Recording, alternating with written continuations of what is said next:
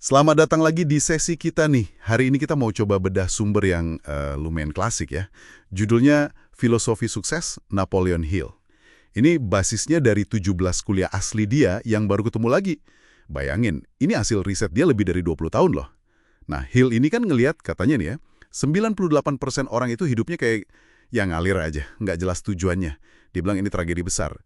Titik awalnya buat berubah, kata dia, itu ketegasan tujuan. Jadi misi kita sekarang, ya coba gali prinsip kuncinya lah, biar kita nggak termasuk yang 98% itu. Gimana? Setuju banget. Kita coba fokus ke beberapa ide intinya aja ya dari 17 prinsip itu, yang kira-kira bisa langsung direnungin gitu sama pendengar, biar bisa lebih pegang kendali hidup. Oke, siap. Langsung aja ya. Yang pertama, dan katanya paling dasar nih, ketegasan tujuan. Kenapa sih ini fundamental banget? Hill bilang ini titik awal semua pencapaian. Apa ya kekuatannya? Gini, punya tujuan utama yang jelas itu bukan cuma kayak punya peta, tapi lebih kayak nyalain mesin di dalam diri gitu. Secara otomatis, dia mulai ngebangun kualitas-kualitas penting.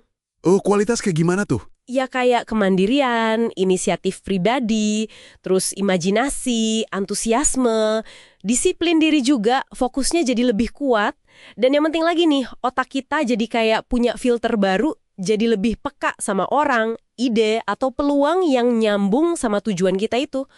Jadi bukan cuma tahu mau kemana, tapi ada dorongan kuat dari dalam gitu. Wah, menarik ya. Jadi kayak magnet internal gitu ya, narik yang relevan. Terus, ada lagi nih aliansi mastermind. Kolaborasi kan sering dibahas ya, tapi kok Hill spesifik banget ngomongin harmoni sempurna? Apa bedanya sih? Dan kenapa harus harmoni? Nah, ini intinya. Hill itu percaya banget. Nggak ada satu pikiran pun yang ya komplit sendirian gitu. Sukses yang gede-gede itu pasti deh melibatkan interaksi sama pikiran lain. Mastermind itu ya aliansi dua pikiran atau lebih. Yang kerjanya benar-benar selaras, harmonis banget buat satu tujuan bareng. Harmonisnya itu gimana? Kuncinya di situ.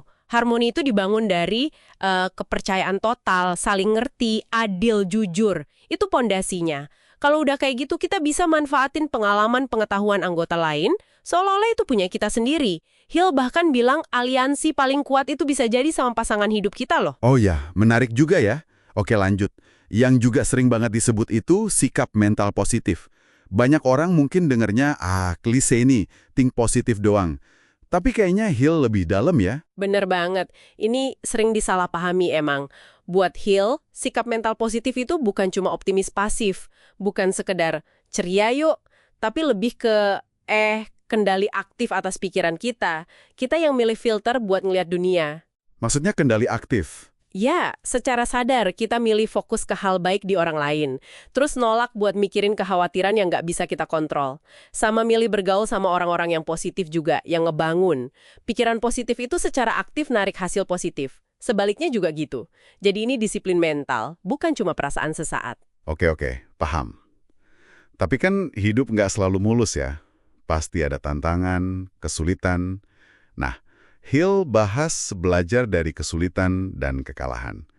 Gimana caranya kita ngelihat kemunduran itu bukan sebagai akhir, tapi ya sesuatu yang lain. Sebagai kegagalan. Ada contohnya nggak? Biar lebih kebayang.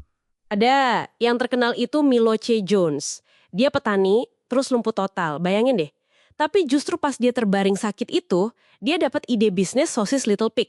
Dan jadi multijutawan dari situ. Kuncinya itu ya kita aktif nyari pelajaran atau benih manfaat tadi di setiap kemunduran. Jangan malah meratapinya. Jadi di balik setiap masalah ada peluang ya, kalau kita mau nyari. Semua ini kayaknya nyambung satu sama lain ya. Terus ada satu hukum pamungkas nih, dia sebut Cosmic Habit Force. Ini gimana ngikat semuanya? Kok kedengarannya agak abstrak gitu ya? Iya, emang kedengarannya gitu. Tapi juga bayangin aja kayak hukum gravitasi tapi buat kebiasaan. Jadi ini hukum alam semesta yang tugasnya itu menetapkan dan memperkuat semua kebiasaan. Termasuk kebiasaan mikir kita, mau positif atau negatif. Jadi, pikiran yang diulang-ulang gitu. Betul, pikiran atau tindakan yang diulang-ulang terus, lama-lama jadi otomatis, jadi ngakar kuat banget, dan cenderung narik wujud fisiknya di dunia nyata. Makanya penting banget kita ngebentuk kebiasaan, terutama kebiasaan mental secara sadar, biar selaras sama tujuan kita tadi. Ini kayak fondasi buat prinsip-prinsip lainnya bekerja. Oke, jadi kalau coba saya rangkum nih ya, intinya itu kita harus ambil alih setir pikiran kita sendiri, gitu kan? Mulai dari punya tujuan yang jelas banget yang bikin semangat, terus bangun tim yang solid pakai mastermind, jaga filter mental kita biar tetap positif secara aktif, lihat kesulitan bukan sebagai tembok, tapi batu loncatan. Dan sadar kalau semua ini dibangun di atas kekuatan kebiasaan yang kita bentuk.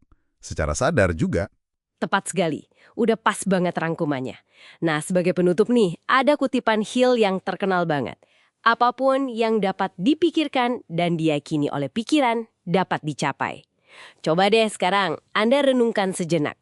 Kalau Anda bisa pakai keyakinan penuh ini cuma buat satu tujuan spesifik aja dalam hidup Anda saat ini.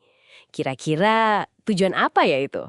Coba pikirin, potensi luar biasa yang bisa kebuka hanya dari satu pemikiran yang fokus dan diyakini, tanpa ragu sedikit pun.